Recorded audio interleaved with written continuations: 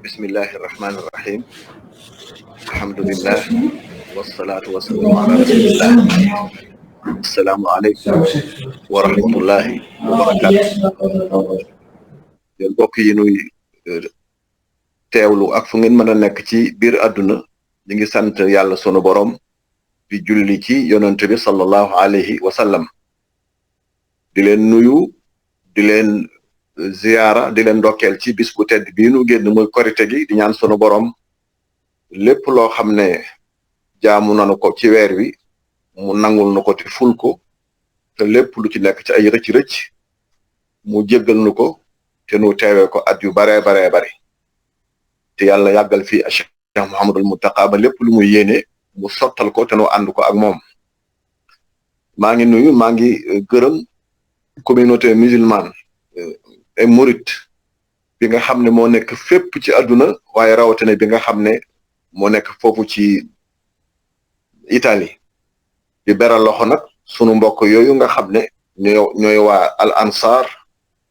dëkk foofu ci réew mi waaye sunu borom baaxe leen ñu dugg ci lislaam yemuñ ca waaye sunu borom baaxewaat leen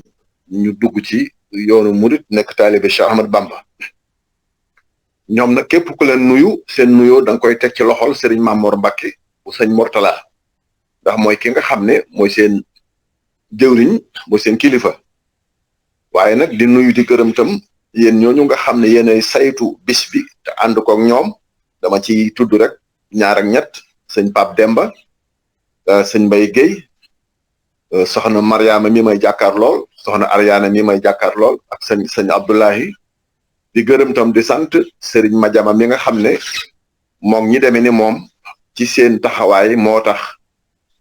jokkaloo gi mën a jàppandi ak fu ñu mën a nekk ci àdduna di ñëw nag ci li nga xam ne moom nga ma laaj ree day mbirum sunu borom moo wax ne wa annahu huwa adhaka wa abka wa annahu huwa amaata wa ahya yàlla moo sàkk nit ñi ku mu soob bu judd jotee nga judd waaye ku mu soob bu faatu jotee nga faatu ku mu soob su ree jotee nga ree waaye tam ku mu soob su jooy jotee nga jooy ree nag am na solo waaye su ëppee borom dese naa doon nit bu yéesee itam borom dese naa doon nit kon diggu doomu di ko def su jotee mooy li nga xam ne mooy ak mat yonent bi alayhi salaatu wassalaam nekkoon na koo xam ne da daan muuñ da daan ree ak njabootam da daan muuñ da daan ree da daan am jàmm ak saxaaba yi da daan muuñ di ree di am jàmm ak ñi nga xam ne mooy doomu aadama yépp jàmm jooju mu yoroon ak xar kanamam bu leer ak ree jamu daan ree moo taxoon nit ñi taq ci moom kole ci moom duñu ko sori ñu sopp koo xam ne amuñu sago ci moom ndax nit su xar kanamam leere muy ree te am jàmm nit ñi dañu koy sopp dañu koy jege dañu koy ñuuxu sax te dañu koy sopp te itam ree sarax la di ree boo dee ree ci kanam sa mbokkum jullit yàlla dalay bindal tuyaabo yi ku sàkk sarax moom la xadis ma wax ne tabassumuka fi wacci axiika sadaqa sa mbokkum jullit soo dee muuñ di ree di ko wan jàmm ak mbég sunu borom dalay bindal yool moo tax ngeen ji mi def alayhi salaatu wassalaam te jikko yu rafet ya nga xam ne moom la ko yàlla tagg ci alquranul karim te jikkoom yu rafet ya nga xam ne sooy jàng mbindi Cheikh Ahmad Bamba da koy tagg ci jikkoom yu rafet ya Serigne Touba tagg na ko ci ree yamu daan ree ak jàmm-jàmm amoon wax na sax ne moom de su mosaaree day mel ni melax su mosaaree day mel ni dafa xiin niir yu weex tàll yu fees dell ak ndox su mosaaree day mel ni lamp boo taal ci lëndëm mu leer naññi kaana yatuulu kulla man maashaahu fi kulli zaman wa kaana waasi al atan yadhaku bit tabassumi yaftarru fi asna ibtisaam kal barqi aw habbil ghamaam wa daxkuhu yajlu dhalaam ka surujin fi dhulami noonu la waxee ne kon bi muy lim jikkoom yu rafet yi da caa boole ne ku bare woon jàmm la da daan ree da daan bég moo taxoon nit ñi sopp ko moo taxoon nit ñi jege ko wax na sax moom Serigne Touba ne nit ki soo dee may jàmm doomu aadama yi di bég di ree di wax ak ñoom suñ borom dalay bindal tuyaaba wa kullu ma akaltahu min maalika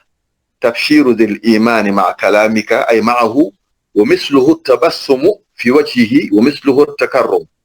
kon nit ki su dee sa mbokk nga di ko wan jàmm di ko wan mbég di kaf di ree sunu borom dalay bindal tuyaabo wax na sax moom sëriñ bi ci Nahju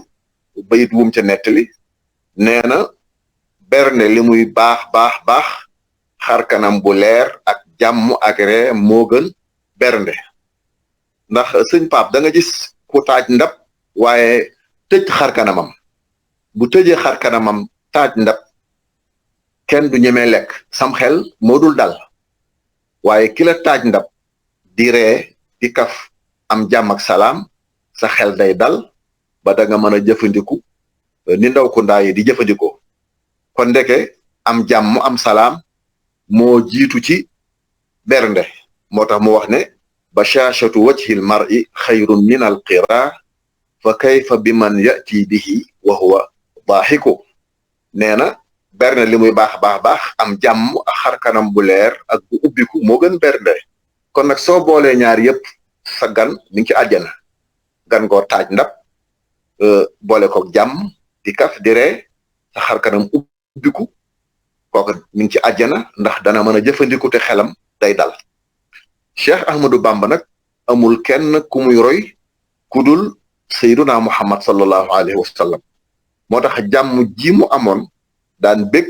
daan ree daan leeral xar kanamam moom yonent bi moom la roy ci moom wax nañu ne ci mbég ak jàmm ci la saxoon waaye rawatina weeru Ramadan ak weeru gàmm su gàmm jotee day bég bég mu jéggi dayo waaye bu Ramadan jotee day bég mu jéggi dayo ndax moom rek lay roy waaye sëriñ Mouhamadul Muntaqa mi itam nga xam ne moo ko fi nekkal yàlla na fi yàgg te wér ku ne xam na ne day jéem a barkeelu ci jikkoy Cheikh Ahmad Bamba yi da ciy barkeelu xam na ne sëriñ bi nitu jàmm la woon da daan bég da daan ree bu gisee kum mën a waxal waxi jàmm ak salaam da koy wax ak moom moo tax muy jéem a barkeelu ci jikko joojee moo tax foo ko fekk moom sëriñ Muntaxa ma ngay bég foo ko fekk ma ngay ree foo ko fekk ma nga am jàmm moo tax ñëpp di ko jege moo tax ñëpp di ko ñeme moo tax ñëpp di ko ñuuxu ndax nit su amee jàmm nit ñi dañu koy sopp dañu koy jege te du tee wekk ga war sa diggante ak ñoom dañ lay wekk kon loolu mooy li nga xam ne moom laay tontu ci wet googu sëñ Pape Demba di déglu sa ñaareelu laaj ba xam ana looy laaj. macha allah ka defe naa ni leer na foofu liñ ci laajaat rek mooy boo xoolee waxtaan bi ñu njëkk a def soxna yi jël ko ak sëñ Abdullah bi jafe-jafe yi ñu doon wax lépp mi ngi jëm ci wàllu njàng wàllu yar ñu gis ne sëñ bi lu ko ñor la wàllu sàkku xam-xam tey jii buñ la doon laaj ci projet yi nga xam ni sëñ Muntaxa mi ngi koy taxawal lan nga ñu ci mën a baaxee ndax lu weesu université bi ndax université bi xëy na bokk na ci xolu liggéey bi nga xam ni moom lay def waaye lan la ñu mën a tey jii am ci projet yi nga xam ni yéen leer na leen wala bokk ngeen ci ñi koy doxal ndax nag sëñ bi daanaka bu tegee vision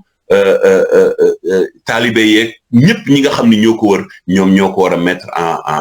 en valeur lan mooy projet yi nga xam ni moom la xalif général teg bi mu ñëwee ci xilaafa bi ba léegi. waaw jërëjëf Serigne Pape ci laaj bu am solo boobu waaye bala ma ci ñëw te di ko yaatal damay fàttali sunu mbokk yooyu nga xam ne ñoom la yàlla baaxe ñu dëkk ci réew moom yi yàlla baaxe leen ñu dugg ci lislaam dellu leen baaxe ñu dugg ci yoonu Serigne Touba di leen fàttali ne Serigne Touba teg na ay principe yoo xam ne moo tënk yoonu murit nga xam ne képp kuy murit war nga caa langaamu war nga caa góorgóorlu la ci njëkk mooy sàkku xam-xam ak xam-xam bu mën a doon xam-xamu diini nag moo jiitu xam-xam yépp waaye xam-xam bu mën a doon buy jëriñ doomu aadama di jëriñ adduna taalibi da ko war a sàkku sëñ bi wax na ne haada wa xayrul ilmi ya zawil uqul ilmun muqarribun liman minhu nuqul kal aqdi wal fiqhi wa kat tasawufi wa kulli ilmin bi manafia yafi nee na yéen ñi am xel na ngeen xam ne xam-xam yi mat a sàkku mooy yooyu mu tudd xam-xami diine ak nag xam-xam boo xam ne bépp boo xam ne dana amal njëriñ adduna kon xam-xam moo jiitu ñaareel ba moo di nañu xam ñun ñëpp ne taalibeb Serigne Touba bu xamee ba noppi dafay jëfe la mu xam te loolu lañu moom la ñuy tënk ci baatu jaamu yàlla jëfe la nga xam mooy lépp luy santaane nga def ci sa kem kàttan lépp lu ñu tere nga di ko bàyyi di ko sori mooy ñaareel ba ñetteel ba mooy ngay laxasaayu nag di daan sa doole ab taalibi day laxasaayu di daan dooleem waaye wërta yàccaaral wërta yaafus mooy ñetteel ñeenteel mooy nag lu xam-xam bi bari ak lu jaamu yàlla gi bari ak liggéey bi rëy te amul jikko yu rafet muy makaarimul axlaaq ak taalibeem des na ñeenteel ba mooy yent yooyu jiitu lu mu koy doyee mooy day fexe ba amal ci njariñ adduna si amal ci njariñ doomu aadama yi loolu la ñu wooyee nag alxidma bu ko juróom-benneel nag mooy am kilifa tënku ci kilifteef gis nga mbooloo mu amul kilifa dafa mel ni kurus goo xam ne nasuñu ko waaw kurus gu kenn nasul soo ci bëggee tudd yàlla bëgg caa wér du sotti waaye bu ñu ko nasee dana jàpp ne dana am njariñ mbooloo mu am genn kilifa mi ngi mel ni kurus goo xam ne dañu ko nas loolu nag la koy yombal moo taxoon sëñ bi daan santaane ay daara ñu samp daara yoo xam dañ fa daan defar ay nit daara yooyu nag moo jur daara yi ngay dégg yépp ca ndigalul Cheikh Ahmad Bamba fala tàmbalee maam Ceerno Ibra Faati boo ko tuddee yóbbaale na yoon wépp mu doonoon yarkat doon jàngalekat loolu nag moo law ba ci sun jamono ji ngay dégg daara yi sëriñ Murtada fu nekk di dégg daara yi sëriñ Cheikh Ahmadou Mbacké Gaïndé Fatma fu nekk waaye nag di dégg daara yi Cheikh Saalih fu nekk waaye sëriñ Muntaxa mi nag bi mu toogee te xam ne jàng moo yenu lépp adduna ku la raw dalaa dàq jàng ku la raw dalaa dàq gëstu ku la raw dalaa gën a jëfandikoo xam-xam ba mu xamee loolu nag la sémbu ay sémb laata muy toog fii mu toog defaroon na ay daara boo demee daaru minam Saalum daaraa nga fa boo demee Mbul Kayal daaraa nga fa boo demee ci daaru Tanzil ci Touba daaraa nga fa bu yàggul sax ci Siin ci wetu Jaxaaw def na fa daara ju mag joo xam ne mbooloo ñoo fay jàng waaye nag bi mu toogee fi mu toog nag la sémbu bi nga xam ne Serigne Touba moo ko ñaanoon Serigne Touba Serigne Mbàkke Buso nee na ku génn adduna da nga bàyyi mébét waaye nee na mébéti sëñ bi lim ci xam mooy ñetti mébét ba ci jëkk mooy amoon na yéene dem màkk sottiwul ba ci tege mooy amoon na yéene tabax jumaay Touba njabootam ñoo ko sottal niñ sottale yoonu màkk wa ba ko ñetteel nag mooy daara joo xam ne réew mépp ak soowu jant yépp dañuy laxas di mabbu di fa sàkku ci xam-xam loolu sëriñ bi yéene woon na ko njabootam xamoon nañu ko tax kenn ku nekk di góorgóorlu ci taxawal daara tax sëriñ Abdou Lahad yàlla na ko yàlla dolli ay leer sémbun sémb bu rëy bi waaye nekk yàlla mi ngi dogal ma nga dogaloon ci ne ma ngay sottee ci loxoy Cheikh Mouhamadul Mountakha kon daara jooju bis bu sottee waa bitim réew rawatina waa Lansar ñooñu am nañ ci cër bu rëy mooy dana dalal mbooloo moo xam ne danañ fa jàng xam-xamub diine waaye danañ fa jàng xam-xam yi nga xam ne adduna da ko soxla waaye nag ñu yar leen fa yar boo xam ne juróom-benn yi ma tudd léegi day nekk ci ñoom mooy xam-xam jaamu yàlla liggéey am makaarimul axlaaq boole ca xidma ba noppi nag nangoo am genn kilifa kon loolu mooy sëmbu Cheikh Mountakha boo xam ne ba mu toogul fii mu toog mooy waxtaanam buy kaf moom lay kafe buy wax ak dëggam moom lay waxe ak dëggam buy ree moom lay ree ñu daan bokk ak moom ay jataay te bu yàgg muy wax li mu bëgg ak li mu naal su ko yàlla mayee ndeke boobu xamul ne dana toog fii mu toog waaye bi fi toogee rek wane na ne lam gënoon a bëgg ca loolu lay tàmbalee te mooy sàkku xam-xam gëstu xam-xam te sëñ Tuubaa moo wax ne bil Mustafa lii banal qudduusu madrasatan biha yazulul ada wal jahlu wal kabadu te boo demee ci Matlabul Fawzayni li mu ñaan ca dëkkam ba bokk na ca waj'al binaa'iya binaa ilmi wa amalin bi sunnatin wa xilmi kon la mu ñaanoon ñaan gi saa su ne ngay teg sa bët ci ñaan googee bu maskani sallim minal fujaari ba mu ko ñaanee kenn xamul kañ la wamnun alal ahli bima in jaari ba mu ko ñaanee kenn xamul kañ la waaye bayit wi mu tudd léegi tam ba mu ko ñaanee kenn xamul kañ la lu jot yomb nag bi mu jotee mi ngi door a yomb mooy ci xilaaf ak Cheikh Mouhamadou Mountakha ci la jote moo tax mu yomb muy milliards yu takku waaye taalibe yi xam nañ ne mooy ak bëggam ba tax na lu ñu am sàkkal nañ ko pexe jox ko Cheikh Mouhamadou Mountakha te dégg nañu li mu wax nee na naal bii ñu naal nañu xam ne bis bu sottee ba tàmbalee dox la koy doxal moo gën a diis li ko taxawal te loolu taalibe yëpp ñu ngi koy sóoraal yi ñu ngi koy bàyyi xel te incha allahu tool la boo xam ne du booy ndax taalibe yi duñu seetaan liggéeyu Serigne Touba taalibe yi Serigne bi rek moo leen ñor kon nag loolu mooy li ma mën a tontu ci laaj bi nga mujj a laaj bi may gërëm nag damaa fàtte woon Serigne Cheikhouna Mbacké Bara mi nga xam ne maa ngi koy teewlu léegi mu jottali kàddu yu rafet moom itam yàlla na ko yàlla fay te yàlla na ko yàlla doole sàmm loolu daal mooy li nga xam ne moom lañ ciy barkeeloo Serigne Pape Demba ci laaj bi nga laaj. Jërëjëf. Innanzitutto cercherò di fare una breve traduzione del discorso delle due domande risposte che ha risposto Seydi Cheikh Sidi Mokhtar Ka, iniziando facendo dei saluti alla Daira Ansar, ma principalmente salutando le sorelle Arianna e Mariama, poi Serigne Abdullah, che stanno condividendo il dibattito. Ha voluto cominciare il discorso pregando sul profeta sallallahu alaihi wasallam, e visto che gli avevamo fatto la domanda sul perché Serigne Mountakha rideva, aveva questa era sempre gioviale,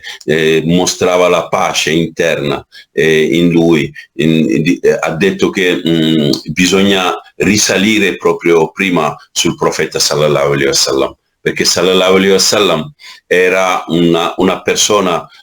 dove Dio, quando gli diceva, gli lodava i suoi caratteri, gli ha detto la prima era, diciamo, la persona che aveva, diciamo, non gli ha detto ai soldi sei bello, no, aveva i caratteri più belli del mondo.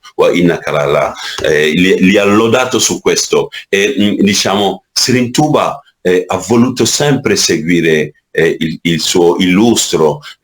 profeta Sayyidina Muhammad sallallahu alaihi wasallam e lo seguiva su queste belle abitudini, e Serigne Mountakha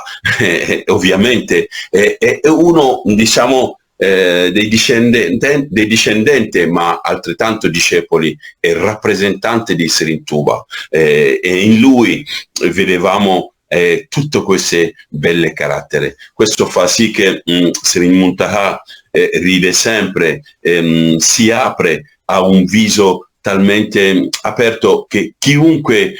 vuole andare a trovarlo. Diceva anche che questo fa sì che Serigne Mountakha aveva anche questi progetti quando non era ancora Khalifa, ma li condivideva sempre con loro, perché spesso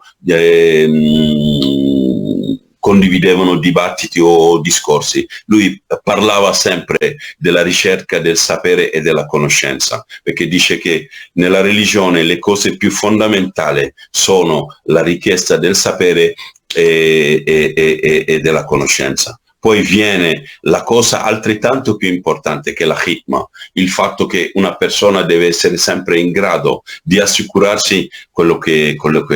guadagna, per poi avere alla fine questo nobile carattere chiamato Makarimul Akhlaq. Questi sono gli insegnamenti di Serigne Touba, e questo quando vai a Touba lo trovi ovunque. Serigne Touba, quando era vivo, aveva dei desideri molto profondi. I desideri erano poter andare a fare il pellegrinaggio, che non ha potuto mai fare, cioè andare a salutare il profeta sallallahu alaihi wasallam, cosa che li hanno fatto i suoi figli dopo che è andato via. Poi l'altra cosa era di costruire una moschea, cosa che li hanno fatto i suoi talibe, come potete vedere questa moschea di Touba, altrettanto questa moschea di Massalikul Jinan. L'altro tanto è fare delle daira, come l'ha scritto su Matlabu Fawzeni. E tutto questo, ha detto Serigne Cheikh Sidi Mokhtar, erano cose che Serigne Touba aveva scritto, ma nessuno, noi se lo immaginavamo. Poi quando è venuto il tempo, oppure quando arriva la persona che lo deve manifestare, allora questa cosa diventa una cosa fattibile, come questa grande università, luogo del sapere e di conoscenza, che stiamo vedendo ora vedere il giorno a Touba, perché dovete capire che Serigne Muntaha, quando è arrivato, la prima cosa che ha fatto è ha chiamato a tutti i fedeli murid e anche i fedeli musulmani di tirare su questa grande università, un'università che sarà uno degli unici in Africa occidentale, ma direi anche in Senegal, luogo di sapere dove insegneranno la religione, insegneranno anche la conoscenza per poter far sopravvivere l'essere umano, perché una persona, quando lo insegni a vivere, gli devi insegnare anche a essere indipendente. Questo saranno, diciamo, le cose che faranno nell'università di Touba, e questo sta vedendo il giorno, come l'ha detto Cheikh Sidi Mokhtar Ka. Sappiamo quanto è costato costerà la costruzione, ma sarà altrettanto le spese per tenere su o per portare avanti l'università. Per cui abbiamo sentito quel famoso discorso di Serigne Muntaha quando metteva la prima pietra, alzando le due mani, per dire che questa opera non deve mai toccare terra. Non è un'opera che faccio io per vederlo sorgere, l'ho messo su, ma saranno altre persone a farlo diventare altrettanto più grande. Qui vediamo la visione di queste persone che hanno una visione altrettanto aperta. Diamo l'esempio dei politici. Spesso un politico, quando mette su un'opera, lo vuole vedere finito prima della fine del suo mandato, mentre lui, già quando lo metteva, sapeva che e sa che una cosa che andrà molto, deve andare altrettanto avanti dopo di lui, per cui chiede anche agli altri fedeli di impegnarsi altrettanto come l'ha fatto lui. Più o meno queste sono le risposte che ci hanno dato. Io, sorella Ariana, se vuoi fare altre domande, o Mariama, vi lascio la parola, così concludiamo, per poi dare la parola all'ultima parte. Sorella Ariana, bismillah. Hai il microfono chiuso. Bismillah. Sëñ Sidi dama doon def traduction bi ma defee traduction bi ba pare ma joxaat soxna yi kàddu bu ñu beneen laaj bu ñuy laaj ñu laaj la ko. Bismillah soxna Ariana. Waaw baax na, waaw. Incha allah. Inch'Allah. Merci. Non, je voulais savoir si vous pouvez répéter les discours de Makarimul Akhla pour ce qui concerne la première partie du discours. Je dois lo devo ripetere io o glielo facciamo glielo richiediamo? Come volete. È una parte che non mi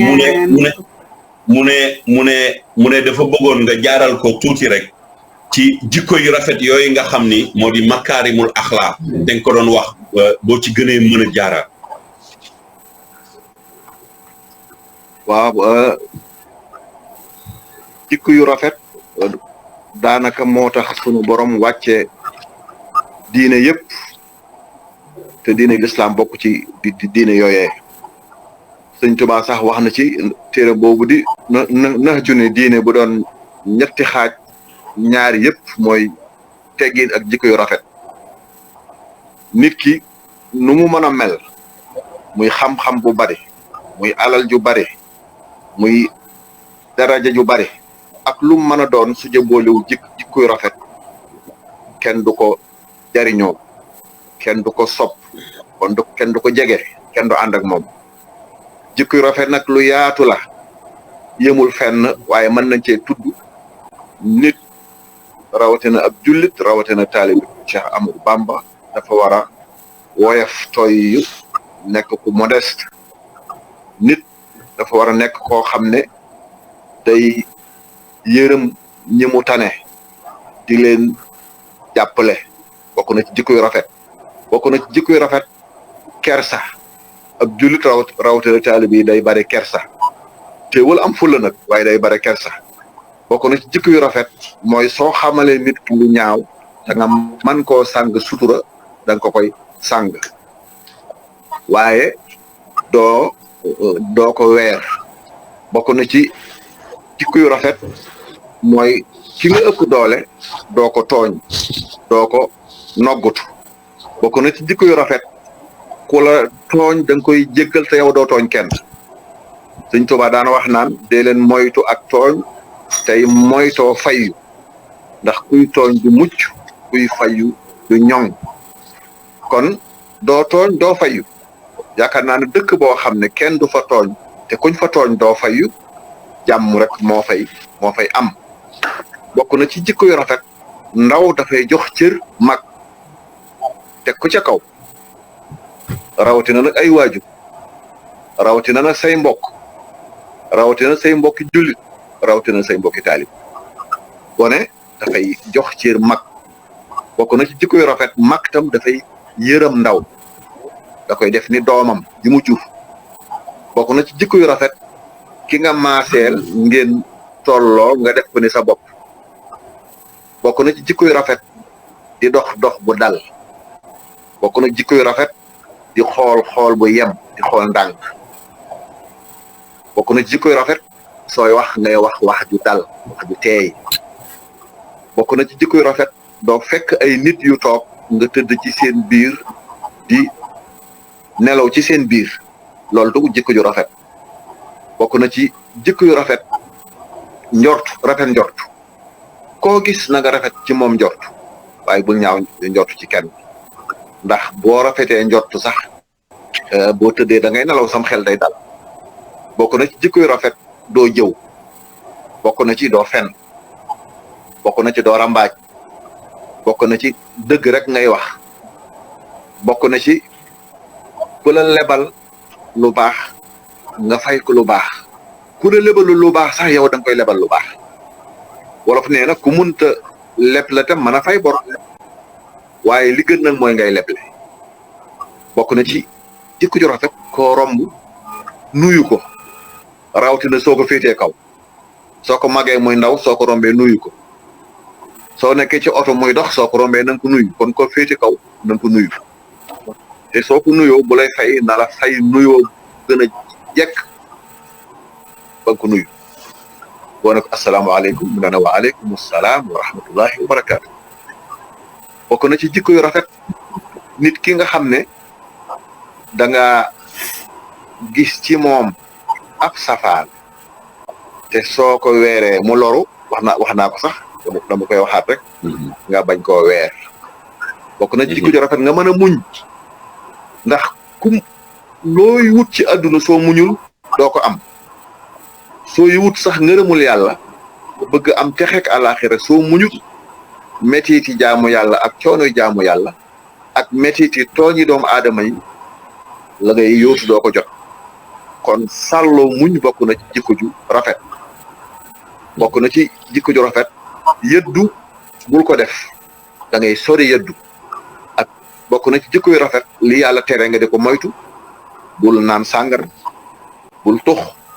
bul njaaloo bul def daal naka sudul noona bul jël loo moomul yooyu yëpp jikko yu rafet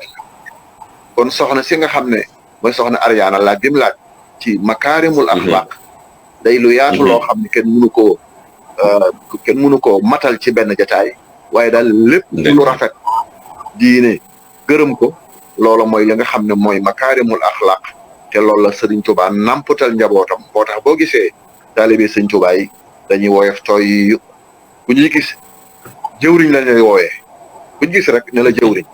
bu dee góor ñu ne ko sëñ bi bu dee jigéen soxna si duñ sàllu kenn loolu daal bokk na ci li ma mën a tënk sëñ Pape Demba ci jikko ju rafet. jërëjëf Cheikh Sidi mu mel ni kon waxtu bi tënk nañu xanaa rek dama lay joxaat kàddu gi nga tàggoo ma doog a traduire ndax dañu nekk ci tëj gi mu mel ni vraiment waxtu wi daf ñoo tënk ñi ngi ci xaw nañoo xaabaabal tuuti sax waaye jar na ko nag ndax liñ doon waxtaan am na solo du ñàkk dinaa bu ma paree léegi doog a traduire jikko yi nga xam ni moo tënk makaarimul axlaaq te nga wax ñu ko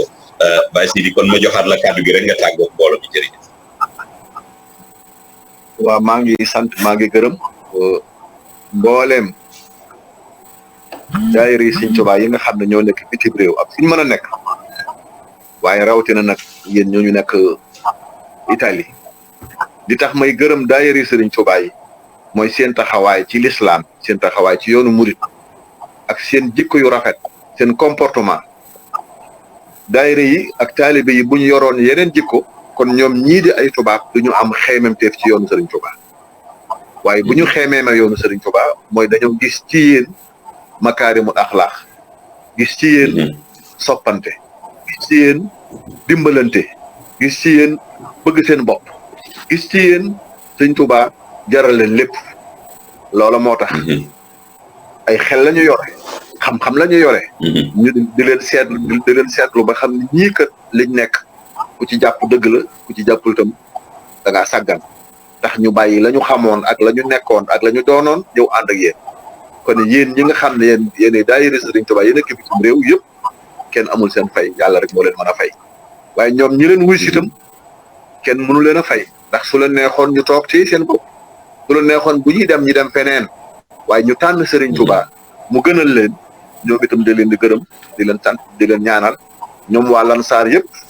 maa ngi jàkkaarloog soxna Mariama Silla di ko nuyu di ko gërëm soxna Ariana Ndiaye di ko nuyu di ko gërëm sëñ Abdoulaye di ko nuyu di ko gërëm waaye di la gërëm Pape Demba di gërëm sëñ Mbaye Gueye Mbaye di gërëmaan nag sëñ Madiama Mbaye mi nga xam ne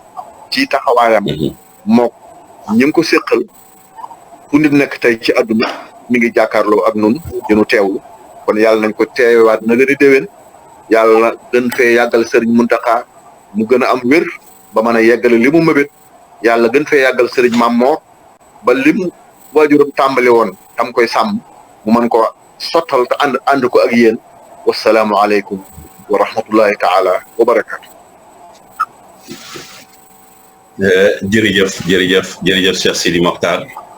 Sorelle, come avete sentito, veramente ha usato parole nei vostri confronti veramente incredibile. Vi saluta tutti e vi ringrazio per l'invito che gli avete fatto. Io non so perché abbiamo sforato di tanto, mi hanno detto a questo punto di concludere qua, perché ovviamente il tecnico da stamattina, perché abbiamo dei orari molto diversi, si è alzato alle 6, quindi ci vediamo costretti a chiudere ora nella